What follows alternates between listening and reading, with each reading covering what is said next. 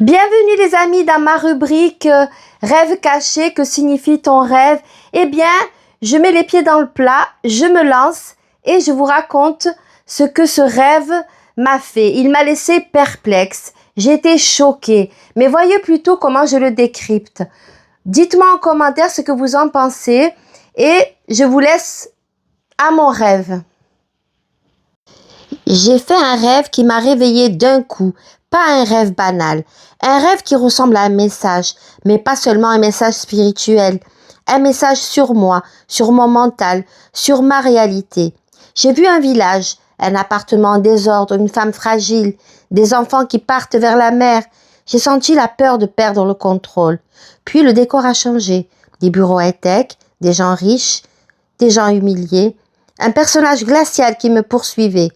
Et une scène surnaturelle avec des fils électriques, une malédiction. Un orage, un corbeau et un loup qui hurlait à la mort. Et à mon réveil, j'ai compris quelque chose. Ce rêve ne parlait pas d'un danger extérieur.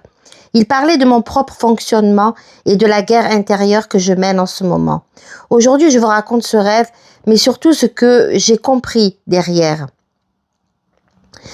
Pour la première partie de mon rêve, je suis dans un petit village, un endroit simple, presque calme, mais qui cache quelque chose. Je suis avec ma fille et d'autres enfants plus petits et on se retrouve chez une dame qui semble handicapée, fragile, naïve, comme si elle n'était pas armée face au monde. La fille nous montre l'appartement et c'est le chaos, du désordre partout. Rien n'est organisé. On dirait une vie en pagaille. Et pourtant, la vue est magnifique. La mer, la montagne, le ciel bleu, comme si la beauté était là, mais recouverte par le désordre. Et là, dans mon rêve, je dis une phrase que je n'oublierai jamais. « T'inquiète, moi aussi j'ai pu avoir un tel désordre. » Et en me réveillant, j'ai compris, cette femme, c'était une partie de moi. C'était mon moi naïf, mon moi soumis, le moi qui fait confiance, le moi qui subit, le moi qui ne comprend pas la dureté du monde. Et l'appartement en désordre, ce n'était pas juste un désordre. C'était ma vie, mes perturbations, ma fatigue, mes chocs. Et ensuite, les enfants, ils partent dans ce rêve et ils vont vers la plage. Et moi, je réalise que la mer est à côté. Et là, je panique. Parce que dans le rêve, ma peur n'est pas légère. J'ai peur qu'ils se noient. Je suis en colère, je suis inquiète. Je deviens dure, j'ordonne presque. Faites-les revenir. Et je pars les chercher. Et là, j'ai compris.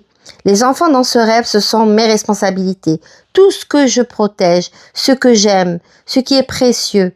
Et la noyade, ce n'est pas l'eau. La noyade, c'est être submergé par la vie. Et je préviens ma fille. Attention aux noyades. Et dans mon interprétation, j'ai compris quelque chose d'encore plus fort. Ma fille, c'est moi. C'est le moi réel, le moi qui traverse tout ça, le moi qui lutte. Et moi, celle qui observe, celle qui met des mots. C'est le surmoi, la conscience, la lucidité. Après ça, je reviens chercher mon ordinateur et je trouve dehors presque débranché. Comme si quelqu'un avait voulu me couper. Je l'ouvre et là, je veux faire un truc très simple, un générique, une intro pour mes vidéos. Et dans ce rêve, j'appuie sur des touches et ce sont des points d'exclamation, plusieurs, qui apparaissent, comme si mon âme criait « Réveille-toi, fais entendre, ne te tais plus ». L'ordinateur représente mon outil, ma création, ma mission, ma chaîne. Et le fait qu'il soit dehors, débranché, c'est clair, j'ai peur qu'on me coupe mon élan, qu'on m'empêche de créer, qu'on me déstabilise. Et pourtant, je continue. Je ferme, je débranche, je garde mon téléphone parce que j'ai besoin de rester connecté. Les bureaux high-tech, ça voulait dire quoi en fait dans ce rêve-là? Eh bien, là, je peux vous dire que je me suis trouvée en conflit avec une société justement de high-tech, mais je vous épargne les détails. Et c'est des bureaux donc modernes, que des gens riches, puissants, et c'est des gens qui m'ont humiliée, qui m'ont fait du mal. J'ai eu 15 ans de procès dans ma vie, dans toute ma vie, pour 2 employeurs. Donc, je peux vous dire que j'ai beaucoup bavé, j'en ai bavé au niveau du boulot.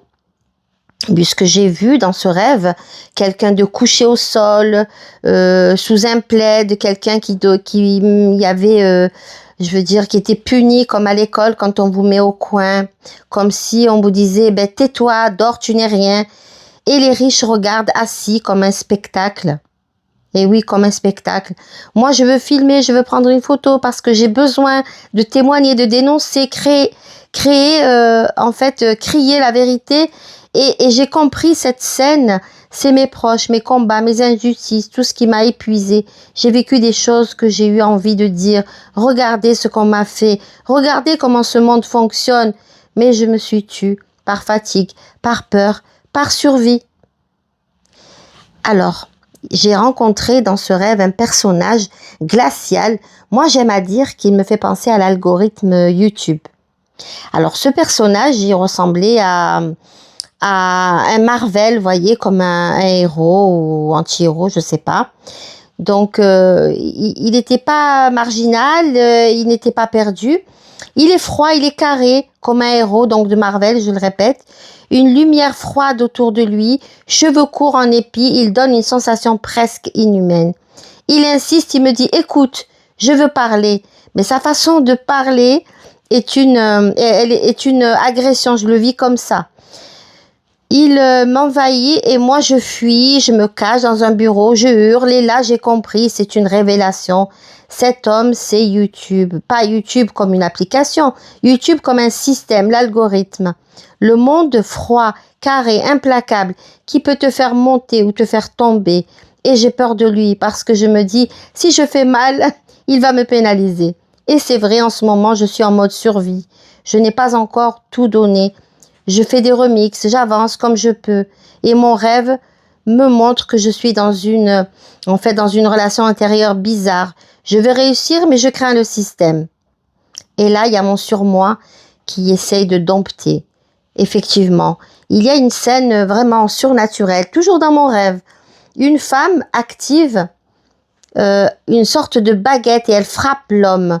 Cet homme-là même qui est inhumain et qui ressemble à un Marvel.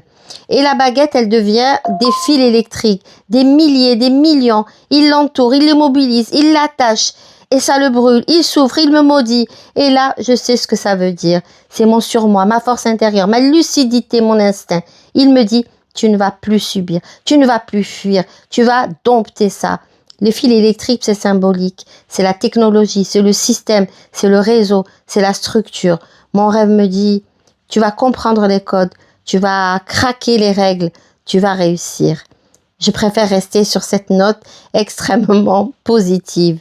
Sauf que là, à un moment donné, il y a un orage, il y a un corbeau et un loup qui hurlent.